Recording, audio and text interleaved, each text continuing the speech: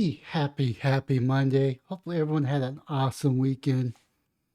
I had a really interesting weekend. Not necessarily interesting for the public, but it's really hot. Now Texas summers are always rather warm. Rather we get this warm weather next month in August, so it's to be expected. We do hit three digits every year, just about every year on clockwork. But Saturday, I was in my garage. I was moving my beams, which I kind of have to do an update video on the progress I've been making. I'm down to the last set of beams, and needless to say, I was moving around the garage. A couple hours go by, and I didn't realize how hot it was. I knew it was going to be a scorcher that day, but I didn't realize the morning hours was going to be that hot, and I didn't realize I was out there for that long. But needless to say, I felt it. I felt it, and I pretty much felt it throughout the whole weekend. Because yesterday I was going to work on my beam, the second to the last beam, and I was just going to get myself motivated because of the heat. I was going to do around 5 ish, but then Viva Frey with Robert Barnes, came on the stream and I decided to watch that instead.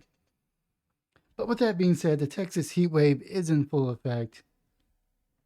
And of course, the Texas ERCOT ERCOT said that we might need to conserve our energy at the homes, maybe bump the thermometer up a couple of degrees so the demand of electricity won't overwhelm our system. Because unfortunately, when it's hot, people run their AC. And when you run a AC, that takes a big power draw. But of course, this does not go without criticism. That's right, Beto O'Rourke mocks Greg over Texas power grid. Let's see here. You got from Twitter, everything is hotter in Texas. Want to beat the heat? Make a good splash following these quick and heat trip. Yeah, pretty much that. Then, of course, we got the Democrats saying maybe if we name our electrical grid women bodies, Greg Abbott would regulate it. He guaranteed that the lights wouldn't turn off in Texas. A simple promise he couldn't keep. Well, he couldn't keep that because it's up to the providers. It's up to the third party companies that provide energy. Then, of course, you have Rep. Marcy Vesey is calling on Texas across the state to conserve power. Please try to stay safe and cool amid these high temperatures. North Texas, that's rather classy of this person.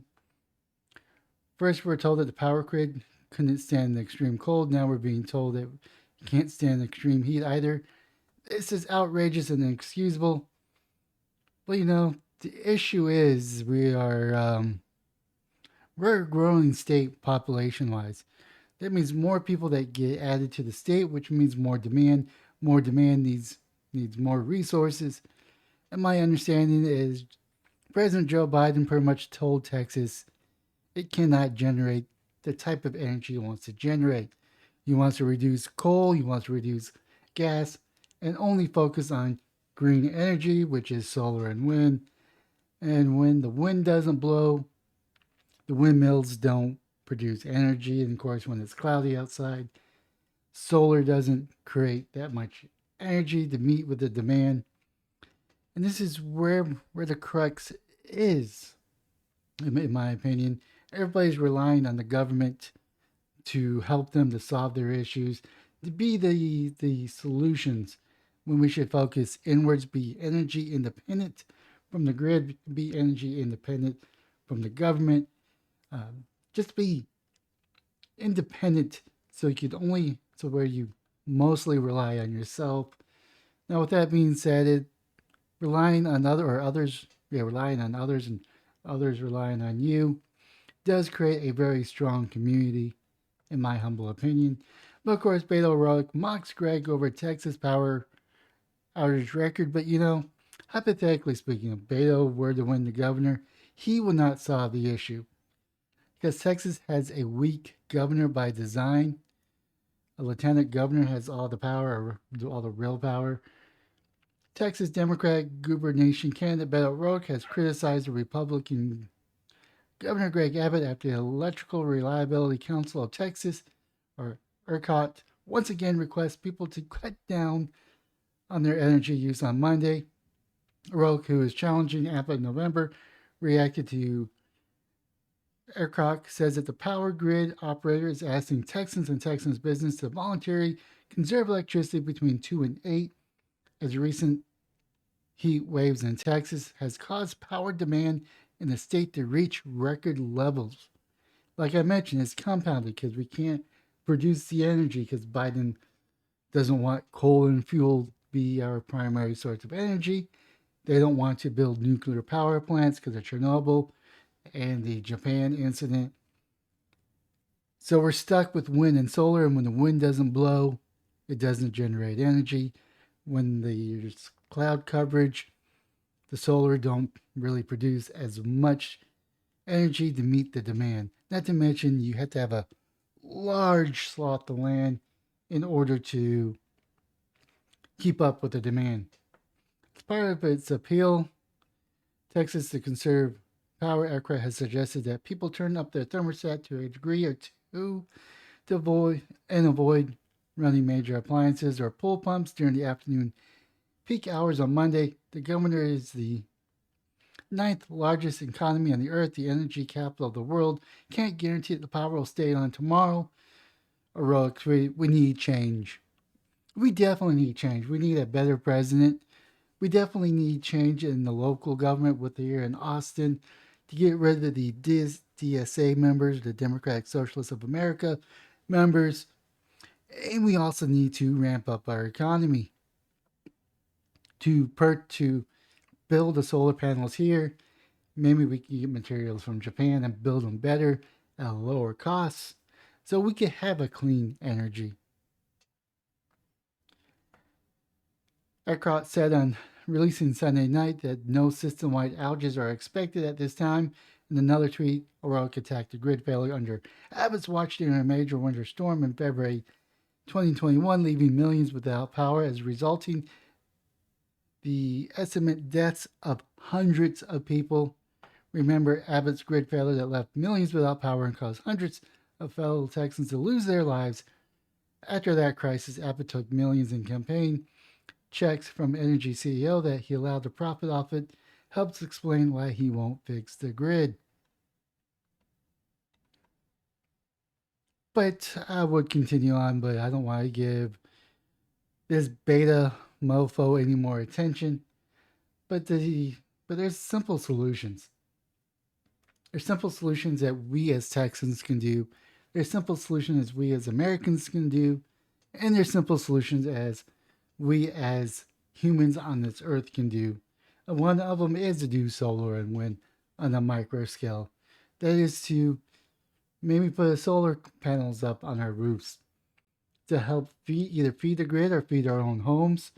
We could also purchase batteries for our homes so we have a uninterrupted power system. Can't speak today. Or UPS. I mean, Tesla has the Powerwall, which is awesome. Don't get me wrong. They're kind of pricey. I understand why people don't do that. There's the lead acid batteries, which will do in a pinch. They're cheaper, but you're going to be replacing them on a regular basis, whereas a Powerwall from Tesla is a sticker price. You're going to pay for it up front, and that's going to last anywhere between 5 or 6, maybe 8 years. And you can also purchase individual cells. I think if you were to buy a complete system with moderate use, I think it'll set you back between maybe $5,000 or $6,000, maybe 5,000 or 6,000, upwards to 10,000. Let's see here, solar panel battery. Let's go ahead and go back to here. So of course this is $8,000 right here. This is a complete offset off grid. Meaning it's pretty powerful. It's at almost 13,000 watts, which isn't terrible. It's probably overkill for what most people need. And not to mention, you could piecemeal this together over time, building up this. But this is a complete setup. It's roughly 20,000. It's probably overkill for most people. Let's see here. There's 2,000 right here for 4 Patriot. So here's an 8,001 from the same. I mean, a 9,001. This is a little bit less powerful, but you get where I'm saying. I mean, you can still piecemeal this out as well to make sure that you could purchase it little by little. I mean, you could definitely do this right here, get an inverter to feed your house. So when the power goes out during the summer or when it's sunny outside, the battery's there in case the power goes out and during the nighttime. But guess what? These batteries do take a long time to charge. And that's where placement is key. And you're pretty much charging them while you're at work. Anyway, so the usage of them is not going to be too much. And you can just charge it, your car or whatever, your phones at night off of the batteries. So these are solutions now. Again, nobody has this money probably laying around. But either way, there's steps that we could do which are reasonable. Now, about 4 or 5 years ago, this would be upwards probably 50, 30,000 range. And it's keep on going down. And the new solar panels coming out. We could do our part. That's all I'm saying. Some personal responsibility will go a long way instead of just blaming people. I mean, I kind of got in this debate with some people saying that Abbott has failed us miserably. But has he really? Or have you failed yourself by not being self reliant? Stop focusing on the government to solve your problems. Be self reliant from the government, as in the government could go away tomorrow and you'll still be able to manage your life. That means starting a home garden, maybe getting some chickens if you own some land, and kind of build a community around being self reliant. Anyways, that's all I have to say is it's not just losing power. This is a good wake up call to maybe look at coming up your own power grid because we can't rely on these companies that provide us power here in the city to give us power because there's things that's going to happen. There's things outside their control, like multiple days without a relief in sight when it comes to the temperatures. Maybe there's a tornado that takes out a power operator, or there's supply chain issue with coal or gas. And sometimes you just want that peace of mind. Not to mention if you have a battery that's hooked up to your house, anytime there's a blip, you're not going to notice it. Because I actually had a blip here on Friday night where it took down my whole house for about a minute and then everything came back on.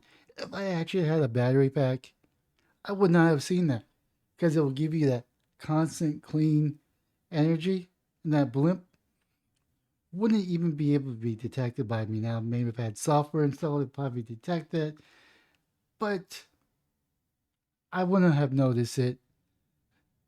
But I don't have a power grid or a power pack, not because I don't want one. It's because I'm purchasing land. I'm in the process of paying off a loan, which is where a good chunk of my disposable income is going towards. And when I do build out there, I am going to have a power grid, my own personal power grid. The question is, what type of batteries do I use? Do I use the liquid metal batteries from Ombre, even though that may be a little overkill, or do I go with like a Tesla Powerwall, which is simple, it like having its own little building and whatnot. But anyways, leave a comment down below on what your thoughts are. Smash the like and subscribe button on any all platforms, or just the platform you're currently watching. But most importantly, have yourself a wonderful day, morning, or evening.